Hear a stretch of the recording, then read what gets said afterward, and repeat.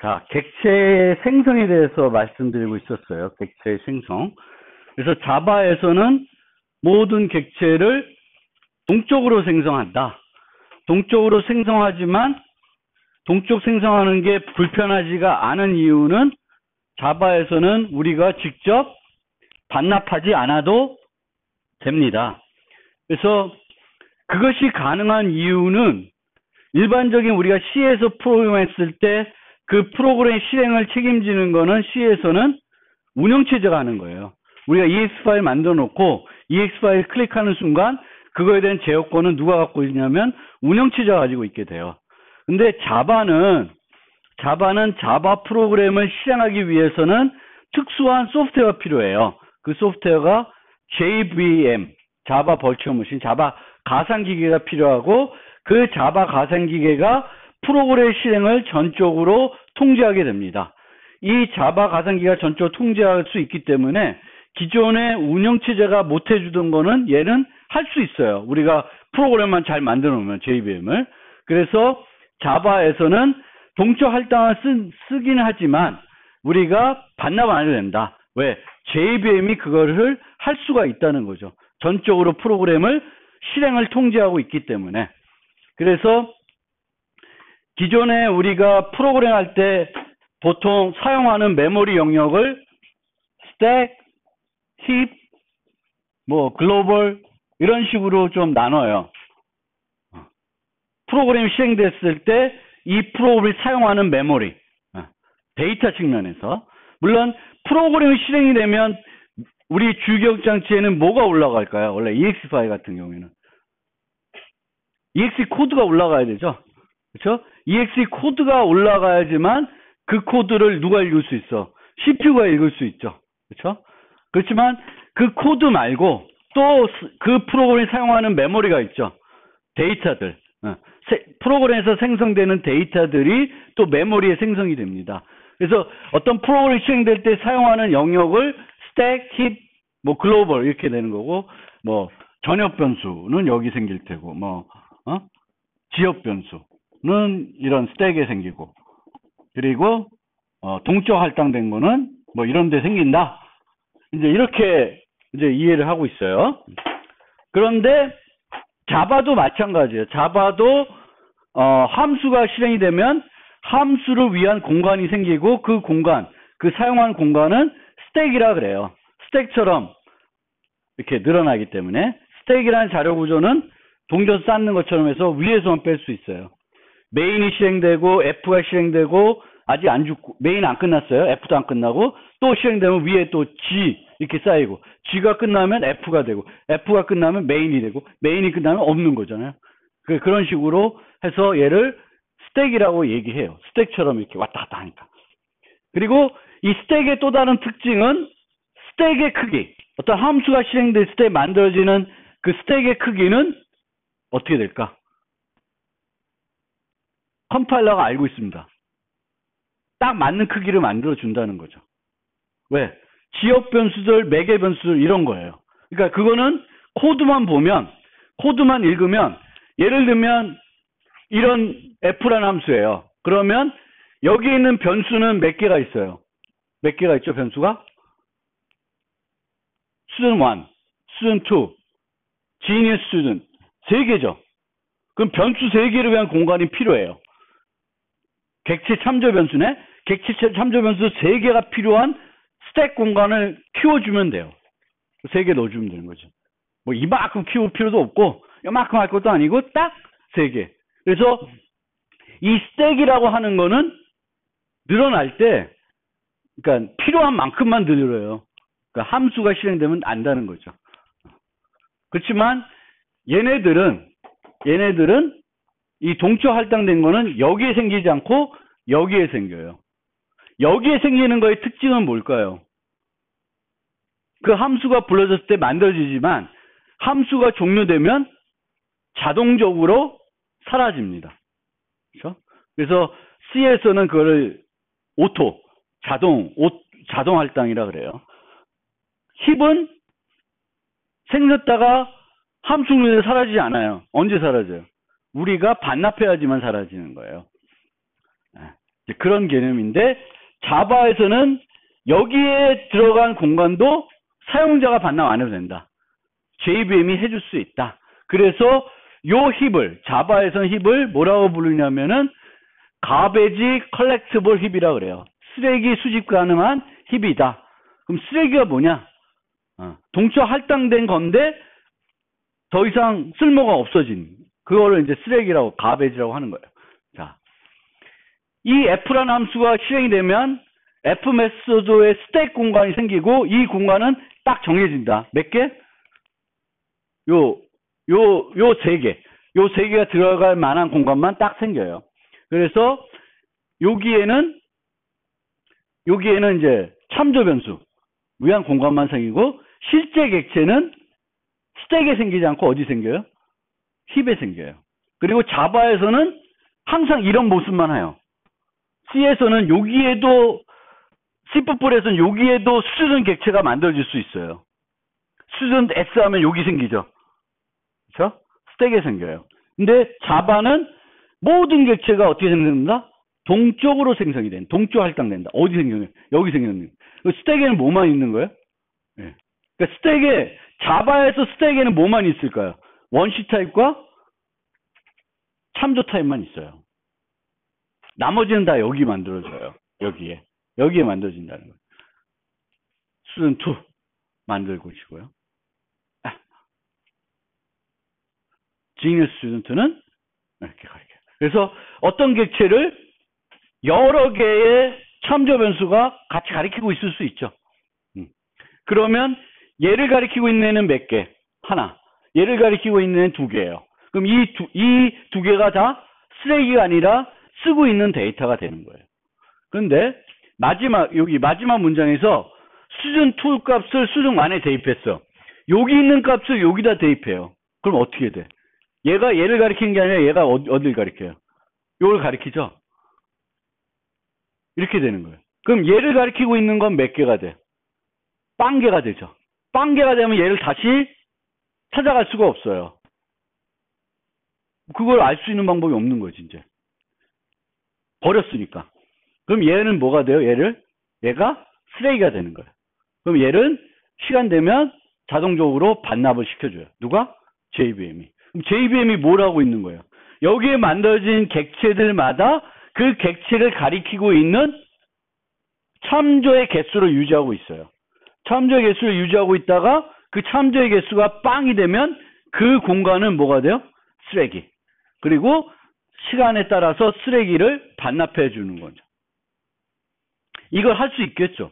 JVM은 다 알고 있으니까 프로그램을 전적으로 통제하고 있으니까 이게 가능하다는 거예요. 그래서 이런 식으로 자바는 내부적으로 동작을 한다. 오케이?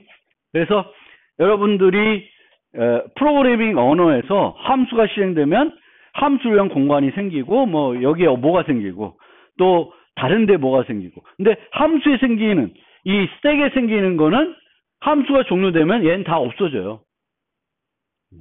얘가 다 없어지면 얘도 또 빵이 될 수 있어요. 근데 얘가 뭐 다른 데서 다른 여기는 없는데 얘 그냥 다 없어지겠네. 어쨌든 그렇습니다. 그래서 동적 할당에 대해서 우리가 이제 자바적인 측면 말고 일반적인 프로그램에서 동적 할당에 대해서 좀 생각을 해봅시다. 바로 전 시간에 자료 구조를 들은 사람은 요 얘기를 했었는데, 그렇죠? 그래서 우리는 프로그래밍 할 때 가급적이면 동적 할당을 하지 않고 프로그램 하고 싶어요. 왜?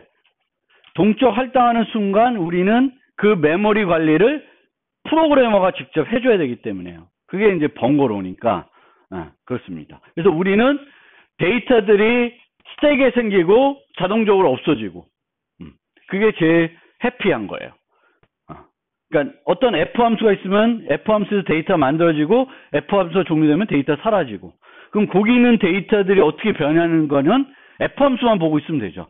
근데 이제 동적 할당이 되는 순간 걔는 다른 데 가 있으니까 그 함수 말고 다른 데서도 그거를 주소만 알고 있으면 사용할 수 있게 되는 거죠.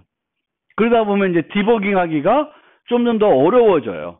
그래서 우리는 기본적으로 자동 할당만 해서 프로그램하고 싶은데 어떤 경우에는 자동 할당하는 것이 비효율적이거나 문제가 될 수 있어요. 그럼 그런 경우에만 여러분들이 어떻게 하면 돼? 동적 할당해서 쓰는 거고 나머지 경우에는 자동 할당이라는 걸 쓰는 거예요. 자동 할당이라는 건 데이터를 여기다 생성시키고 그냥 함수 종료되면 자동 사라지게 하는 거예요. 자, 그럼 언제 동적 할당을 쓸까?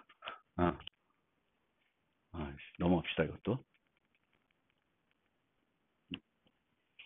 자동 할당만 사용하면 편하게 프로그램할 수 있는데 다음 같은 경우에는 동적 할당이 필요하다. 공간 낭비가 될 수 있어요. 그러니까 자동 할당하면. 예를 들면 프로그램이 실행될 때마다 필요한 공간이 다른 경우에요. 프로그램이 실행될 때마다 또는 실행되는 동안에서도 요 순간에 필요한 건 10개고 다음 순간에는 30개고 막 이렇게 되면 공간이 달라지는 거죠. 그랬을 때에는 물론 그런 경우에도 우리가 자동 할당을 쓸 수 있어요. 여기서 보면 두 가지 봅시다. 대학에서 분반별 학생 성적을 처리. 학생 수는 최소 15명, 최대 100명이에요. 그러면 내가 동적 할당하기 싫다. 그러면 10명의 성적을 처리해야 되니까 배열을 만들어야 될 거예요. 그럼 배열의 용량을 몇 개로 잡을까? 이 프로그램 잘라 그러면 배열의 용량을 100개로 잡으면 되죠. 100개로 잡아놓으면 어떤 경우든지 다 프로그램을 할 수 있잖아요. 근데 문제는 뭐예요? 어떤 순간에 내가 이 분반을 처리하다 보니까 이 분반에 있는 학생 수는 10명밖에 안 돼. 그럼 100개를 할당해 놓고 쓰면은 90개 공간이 뭐가 되는 거예요? 낭비되는 거죠. 그 낭비 폭이 크니까 이때는 우리가 동적 할당해야 되겠다라는 생각을 갖게 되는 거예요. 그래서 필요한 크기가 다르지만 언제 쓰냐? 변화폭이 클 때 하는 거예요. 그러니까 두 번째 예제로 매달 각 요일마다 한 일을 기록하려고 그래요. 1일날 한 일, 2일날 한 일, 3일날 오늘 마신 커피 잔수, 오늘 핀 담배 수, 이런 거를 기록한다고 합시다. 정수값으로. 그러면 1월이면은 31개, 2월이면 몇 개, 똑같은 얘기하는 거. 그래서 그렇게 되어 있을 때는 1월부터 12월까지 데이터를 쭉 만들다 보면 어떤 달은 31개, 어떤 달은 30개, 어떤 데는 28개, 29개 필요하잖아요. 그럼 이때도 동적 할당하냐? 이때는 동적 할당 필요가 없다는 겁니다. 왜? 31개를 확보해 놓고 쓰더라도 낭비되는 경우는 최대 2개, 3개밖에 안 되는 거예요. 그 정도는 오히려 우리가 편하게 프로그램하고 신경 안 쓰려면 어떻게 해야 돼? 그냥 31개 확보해서 쓰시면 되는 거예요. 그래서 변화폭이 클 때만 공간 낭비를 하기 위해서 쓰지 변화폭이 한두 개 상황에 따라 한두 개 차이 난다. 그거는 굳이 동적 할당해서 쓸 이유가 없습니다. 일반적인 프로그램 언어에서. 자바에서는 이건 무조건 동적 할당이니까 그런 경우도 그냥 28개, 30개 확보해서 씁니다. 자바는. 정적 할당하는 방법이 없어요. 자바는. 그래서 그렇게 하지만 C++에서는 그런 경우에 요 두 번째 경우에는 동적 할당해서 안 쓴다는 거예요. 그러면 이런 공간 낭비 말고 동적 할당을 써야 될 또 다른 이유가 있을까? 라고 생각을 해봅시다. 가장 중요한 이유 중에 하나가 또 뭐냐면은 함수에서 어떠한 값을 반환해 줘야 돼요. 반환해 줘야 되는데 이 값이 원시 타입이 아니야. 원시 타입이 아니야. 그러니까 어떤 펑션이 있는데 얘는 리턴을 뭔가를 해요. 근데 이게 정수, 더블 이런 게 아니야. 구조체. 아주 좀 무거워. 그러면 얘를 전달하면 비용이 많이 들죠. 이렇게. 그러니까 우리가 함수에서도 여기다 A를 이렇게 전달할 때도 그냥 이렇게 전달하면 콜 바이 밸류로 넘어가니까 많은 데이터가 복사되기 때문에 비효율적이죠. 그래서 이때는 포인터로 하든 C++ 같은 경우에는 레퍼런스로 하든 효과적으로 전달할 수 있어요. 근데 반대로 반환할 때에는 이 경우도 레퍼런스 포인터로 할 수도 있는데 여기서 이 함수 안에서 A라고 지역 변수로 이렇게 만들어 놓은 애는 이렇게 반환할 수 있어요? 주소나 레퍼런스로? 반환을 할 수 없습니다. 왜? 이 데이터는 어디에 만들어지는 거예요? 여기에 만들어지죠. 그러면 이 함수가 종료되면 이 데이터는 어떻게 돼요? 자동 사라져요. 사라지면은 이걸 받은 사람은 그걸 쓸려봤자 거기 가면 없어. 딴 게가 있는 거예요. 그래서 만약에 내가 여기서 어떤 데이터를 만들어서 원시 타입이 아니라 좀 큰 거를 반환하라 그러면은 어떻게 할 수밖에 없어. 동조 할당할 때가 밖에 없어요. 아니면 뭐 전역 변수 쓰든. 어? 그래서 이런 경우에 이제 우리가 또 동조 할당을 하게 됩니다. 함수에서 어떤 값을 반환해야 되는데 덩치가 커서 복사 방식으로는 반환하기가 효율성이 떨어져. 그러면 동조 할당해서 반환할 수 있어요. 근데 이때 문제는 뭘까요? 반납의 소재가 불분명해집니다. 얘가 나중에 다시 와서 여기서 반납해야 되는 게 아니라 쓰는 사용자가 또 받은 사람이 책임지고 나중에 반납해줘야 되잖아요. 그러니까 그게 번거롭죠. 자바는 반납해주고 쓰다가 그냥 내버려 두면 어느 순간 되면 쓰레기가 될 거고 자동적으로 사라지니까 해피한데, C나 C++ 같은 경우에는 이렇게 여기서 동적 할당해서 반납해주면 누군가는 언젠가 또 그거를 반납해야 되니까 그게 애매해진다는 거예요.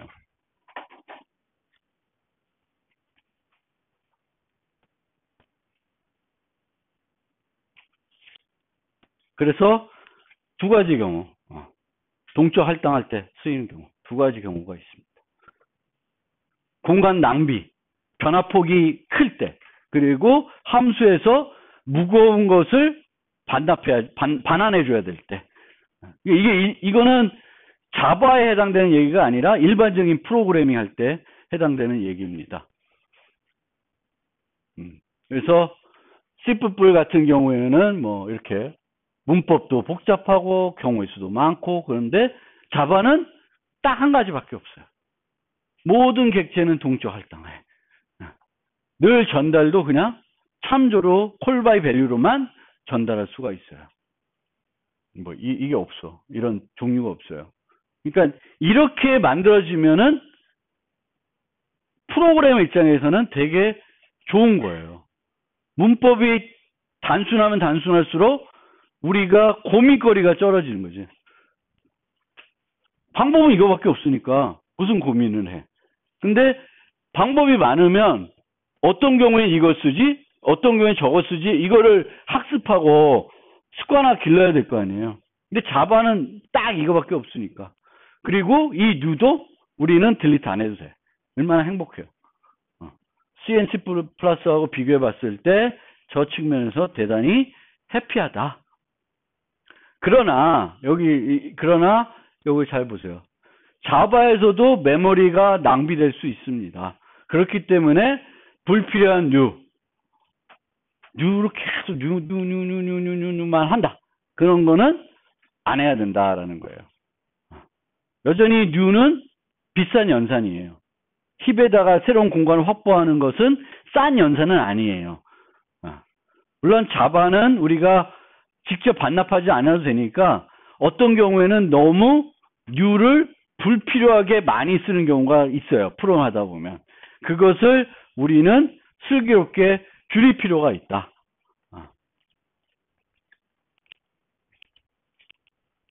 그래서 자바는 모든 객체는 이 뉴를 이용해 생성한다. 동적 할당한다. 여기서 doc_d equal new doc 하면 d는 어디가 있어요? 함수 쓰레기가 있었고, 이 객체는 쓰레기 수집가나 힙에 가 있는 거예요.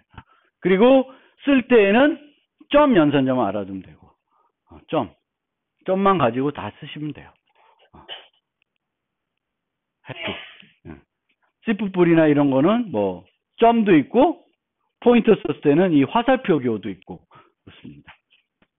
그리고 이 점이라고 해서 모든 멤버 변수나 메소드를 접근할 수 있는 건 아니다. 뭐만 점으로 갖고 쓸 수 있어요? 퍼블릭한 것들만 점으로 사용할 수가 있습니다. 생성자.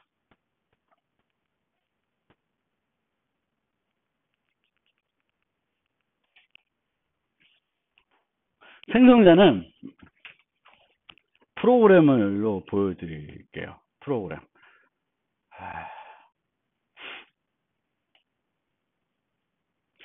제가 그 프로그램들 올려놓은 거 혹시 보신 분?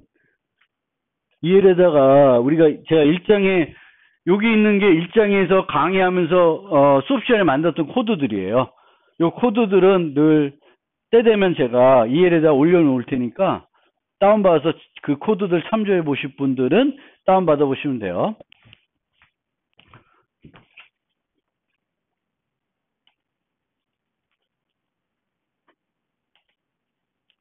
강아지를 갖고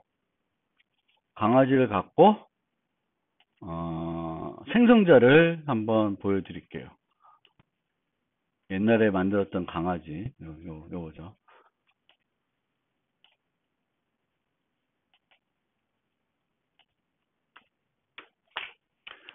생성자는 뉴의 P 연산자로 사용이 되는 것이고 객체를 생성할 때 호출이 되는 메소드예요. 이 생성자는 그때만 사용이 돼요. 그때만. 그리고 이 생성자의 이름은 뭐랑 같아요? 클래스 이름하고 같습니다. 클래스 이름하고. 그리고 또 하나의 차이는 기존 메소드와 차이는 기존 메소드들은 메소드를 정의할 때 이 수식어 다음에 오는 게 뭐예요? 반환 타입이죠. 근데 생성자는 반환 타입을 표시하지 않습니다. 그래서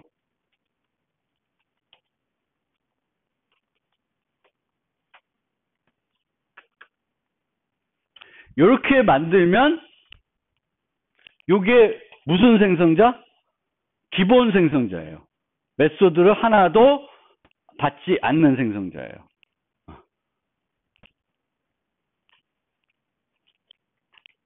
그런데 이 경우에는 아무것도 안 줬을 때 네임하고 브리드를 어떻게 초기화를 할까? 이게 이제 고민거리일 수 있습니다. 그래서 네임을 뭘로 초기화할까? 모르겠어요. 그래서 예를 들면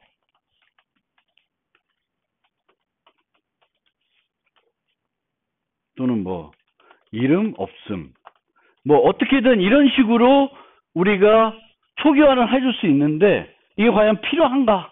이제 이런 게 이제 우리가 따져봐야 될 거예요. 그래서 이런 것들 때문에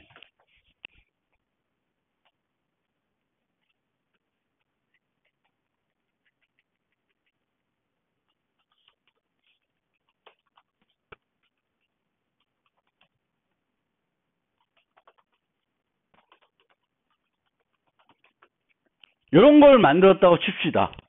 기본 생성자를 안 만들고요. 여기에 이름을 하나 받는 생성자를 만들었어요. 그래서 그 이름으로 세팅을 해줬습니다. 이름을. 브리드는 또 초기화 안 해주고 있어요. 이것도 또 문제이지만 어쨌든 이렇게 만들었어요. 그래서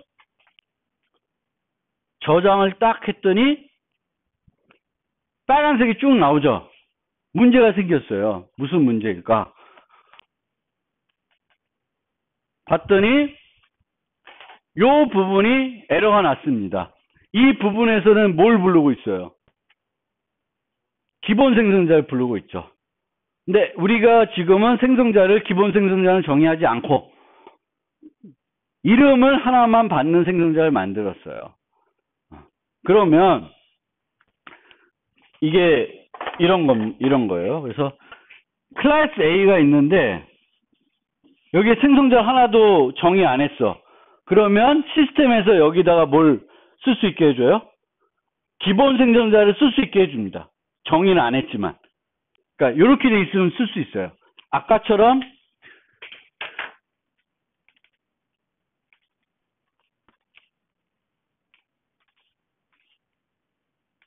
이렇게 되면 에러가 또 없어졌죠.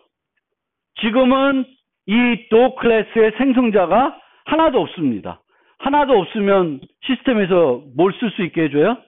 기본 생성자를 쓸 수 있게 해줍니다. 클래스 정의했는데 객체를 생성 못해. 그러면 좀 그렇잖아요. 그래서 클래스를 생성했으면, 정의했으면 객체를 생성할 수 있게 합니다. 생성자를 하나도 안 만들어도 기본 생성자를 쓸 수 있게 해줘요. 그런데 기본 생성자가 아닌 생성자를 만드는 순간 어떻게 돼? 기본 생성자는 제공 안 해줘요. 아, 얘는 기본 생성자가 필요 없는 거구나. 필요 없어서 안 만들었구나. 라고 됩니다. 그러니까 기본 생성자가 없을 경우에 무조건 제공해 주는 것이 아니라 언제만 제공해 줘요? 생성자를 하나도 정의 안 했을 때만 기본 생성자 제공해 줘요. 생성자를 뭔가를 정의했는데 그게 기본 생성자가 아니야. 얘처럼 기본 생성자가 아니면 기본 생성자를 제공해 주지 않습니다. 그러면은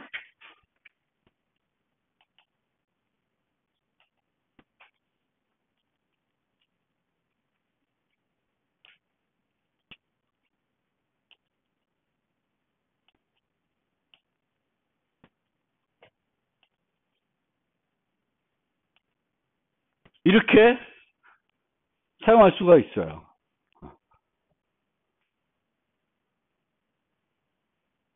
그러면 강아지를 생성할 때 초기 이름을 주는 거죠. 그래서 보통은 우리가 아직 생성자를 그 당시에 안 가르쳐 드렸기 때문에 set name, set breed라는 걸 썼는데 이 set name과 set breed는 초기화해 줘야 되는 값이에요, 원래는. 그러면 얘네들은 이런 걸 호출해서 하는 것이 아니라 이 생성자에다가 넣어주는 게 맞습니다. 그래서 생성자에서 장군, 시베리안 허스키를 둘 다 받게끔 만들어주는 게 보통일 거예요.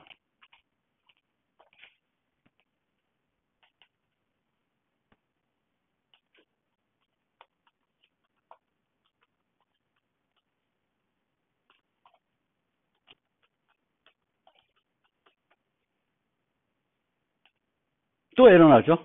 그쵸? 이제는 두 개를 받는 것만 만들어 놨으니까 하나를 제공하면 안 되는 거예요. 그래서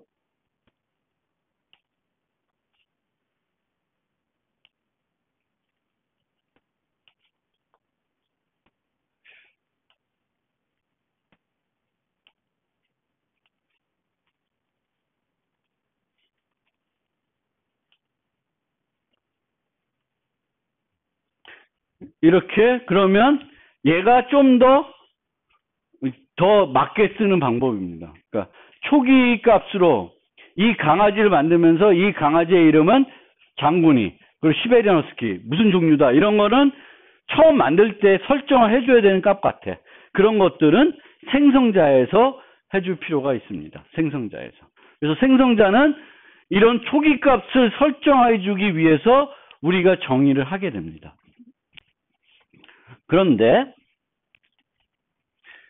이렇게 보면 여기에 코드가 중복돼 있어요, 안 돼 있어요? 코드 중복 있어, 없어? 어? 없어요? 여기도 네임 이퀄로 네임이고 여기도 네임이죠. 그래서 원래는 우리가 프로그램 하다 보면 이런 세터들을 만들게 돼요. 이런 세터들은 보통 처음에 객체를 생성할 때 값을 설정하기 위해서 쓰는 것이 아니라 나중에 쓰다가 이름을 바꿔야 될 때 사용하는 거예요. 종을 바꿔줘야 될 때. 물론 이거는 제공 안 할 수도 있겠네. 종을 중간에 바꾸는 거는 이상한 거야, 논리적으로. 그럼 얘는 제공 안 할 수도 있죠. 근데 이름은, 애완동물의 이름은 내가 장군이나 부르다가 중간에 또 바꿀 수 있구나. 그러면 set name이라는 거를 이제 제공을 해주는 거예요. 그렇죠? 근데 이렇게 됐을 경우에는 코드 중복을 피하기 위해서 이렇게 짜는 게 아니라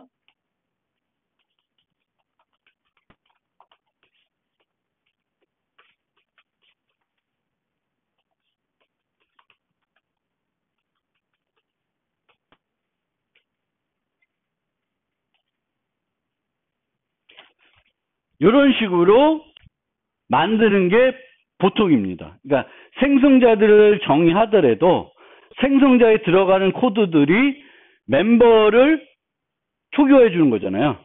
멤버의 값을 바꿔주는 거예요. 근데 멤버의 값을 바꿔주는 건 보통 거기과 관련되어 있는 세터 함수들이 있을 거예요. 그러면 생성자에서도 세터 함수를 부르게 됩니다. 그럼 뭔가 여기서 뭐 예외 처리해야 되든 뭐 하는 것들이 있을 경우에는 여기에 구현되어 있을 거 아니에요. 지금은 되게 단순하지만, 그렇죠? 단순하지만. 그래서 뭐 예를 들면 여기까지 하긴 그렇다. 그래서 이렇게 코드 중복을 생성자를 만들 때도 줄여야 된다. 그리고 생성자도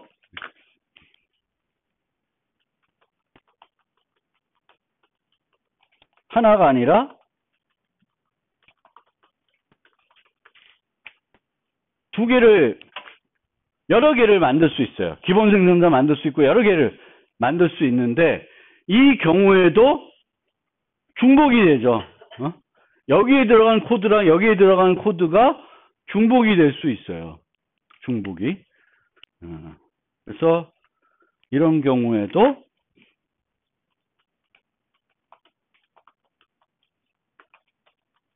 적절한 예인지는 잘 모르겠는데 이런 식으로 코딩을 할 수 있습니다. 만약에 그 강아지 종 어떤 종류인지를 주지 않으면 그냥 똥개로 설정하겠다. 그러면 이런 식으로 name 똥개 이렇게 해가지고 여기서 요걸 호출하는 거예요. 한 생성자에서 다른 생성자를 호출하는 겁니다. 얘는 또 세터들을 호출하고. 그러면 이런 식으로 코딩을 하게 돼요.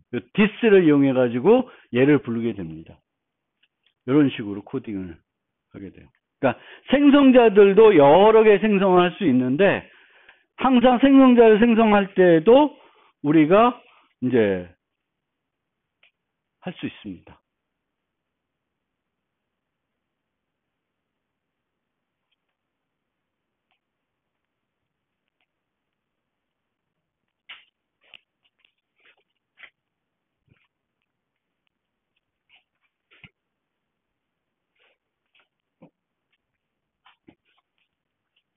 근데 이제 이런 경우에는 이제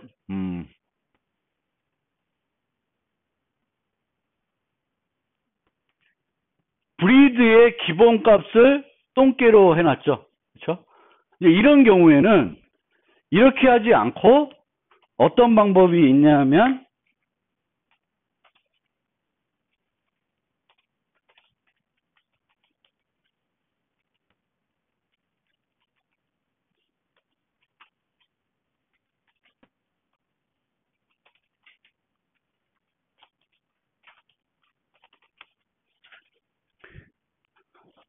그냥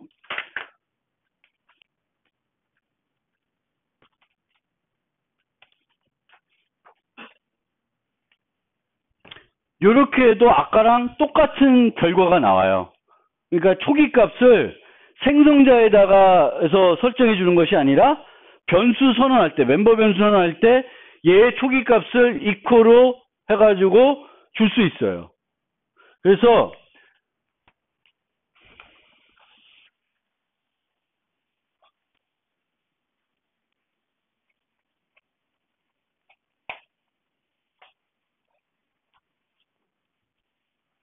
이렇게 해서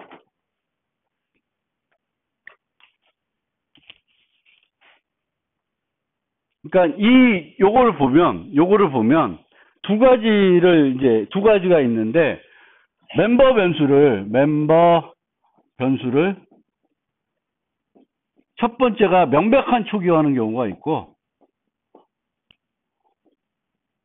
생성자를 이용하는 게 있어요. 두 가지가 있습니다. 명백한 초기화하는 경우랑 생성자를 이용하는 경우. 여기서 이렇게 멤버 변수 뒤에다가 equal로 뭐 하면은 저거는 명백한 초기화를 한다라고 되는 거예요. 이런 것처럼 네임을 받아서 요 네임을 인자로 받은 생성자의 인자를 받은 걸로 초기화하는 것을 생성자를 이용하는 경우예요. 그러면 언제는 이런 걸 쓰고 언제는 이런 걸 써야 되냐? 이 둘 중에 하나를 어떻게 초이스하냐? 모든 사람들이 항상 특정한 값으로 시작해야 되는 멤버 변수가 만약 있다. 그러면 그거는 생성자에서 받는 게 아니라 명백한 초기화를 하는 게 맞습니다. 예를 들어볼게요. 은행 계좌. 나중에 또 나오는데. 은행 계좌의 잔액 정보. 통장을 처음 만들 때 잔액은 얼마일까요? 0이죠? 그쵸?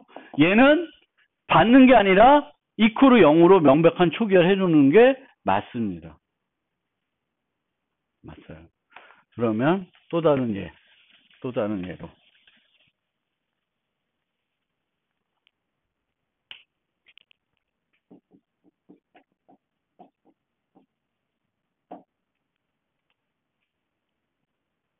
학생 정보가 있다. 학생 정보. 근데 여기에 이름이 있고 학년이 있어요. 학년이 있어요. 근데 이 학생 정보 데이터는 입학할 때 생성이 된다고 합시다. 입학할 때. 그리고 편입생이 없다라고 칩시다. 그럼 이름을 내가 명백한 초기화를 할 이유가 없죠. 이 이름은 들어온 학생의 이름으로 넣어줘야 될 거 아니야. 그러니까 얘는 명백한 초기화가 안 돼. 뭘로 해야 돼? 생성자를 통해서 받아야 돼요. 근데 학년은 어떻게 될까? 학년 0? 0학년 어딨어? 학년은 1로 하면 되겠죠. 그렇죠? 1. 근데 얘는 그 생성자에서 받는 게 아니라 1로 초기화를 해주면 되는 거예요. 그래서 내가 멤버 변수들을 정의할 때도 어떤 클래스를 정의할 때 멤버 변수들이 여러 개 있을 수 있는데 이 멤버 변수들이 어떤 특성을 갖고 있냐? 프로그래머가 미리 알아가지고 항상 특정한 값으로 초기화될 수 있는 그런 앤지 아니면 프로그램을 절대 판단할 수 없어. 무조건 뭔가 받아서만 해야 돼. 그러면 그 받아서 하는 건 어디서 할 수밖에 없어요. 생성자를 통해서만 할 수 있습니다. 그래서 이 구분이 되게 중요한 거예요. 그래서 이렇게 놓으면 이건 좀 적절한 예제가 아닐 수 있는데 이런 거 클래스 뱅크 어카운트 쭉 해가지고 인트 밸런스 이퀄 0 이렇게 프로그램 해놨어요. 그러면 이 은행 계좌에서 잔액은 항상 생성될 때 0이구나 라는 문서화 자체가 되는 거예요. 그래서 이게 중요한 거고 네임은 초기화 안 했죠. 그러니까 이 네임이라는 거는 우리가 네임 같은 경우도 안 들어왔을 때 아까처럼 뭐 무명 뭐 어떻게 초기화할 수도 있겠지만 만약에 이렇게 안 한다 그러면 그냥 널로 놓는다고 생각을 하면 네임은 무조건 받아야 되는 거구나. 그러니까 이제는 이 강아지들 이 생성자에서는 이름을 안 받는 경우는 없죠. 그렇죠? 브리드는 안 받더라도 네임은 꼭 받는 거예요. 네임을 안 주고는 강아지 생성이 안 되는 거예요. 기본 생성자 안 만들어놨으니까. 네임을 안 받고는 생성을 못하게 되어 있습니다. 자, 정리를 하면 생성자는 객체를 초기화할 때 사용하는 특수한 메소드다. 그러면 우리가 이 객체의 상태를 초기화하려면 멤버 변수를 초기화하는 건데 우리가 멤버 변수를 보고 이 멤버 변수는 생성자에서 초기화해야 되는 건지 명백한 초기화를 해야 되는 건지를 잘 성격을 보고 판단하셔야 된다라는 거예요. 그리고 생성자를 여러 개 만들 때에도 코드 중복을 최소화해야 된다. 그러기 위해서는 한 생성자에서 다른 생성자를 호출하기도 하고 이 생성자에서 그냥 이퀄로 뭐 하는 것이 아니라 그것을 세팅해주는 세터들을 부르게 됩니다. 부르는 형태로 구현을 한다라는 거죠. 자, 대부분 노트에 있는 내용은 다 여기 살폈는데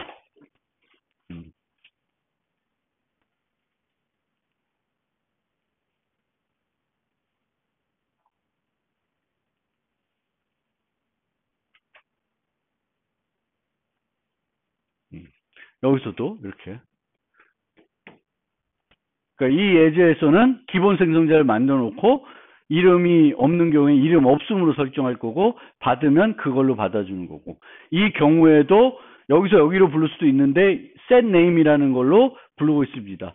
요건 아직 설명 안 됐는데 다음 챕터 가면 설명드리니까 그때 가서 이 this가 뭔지를 설명드릴게요.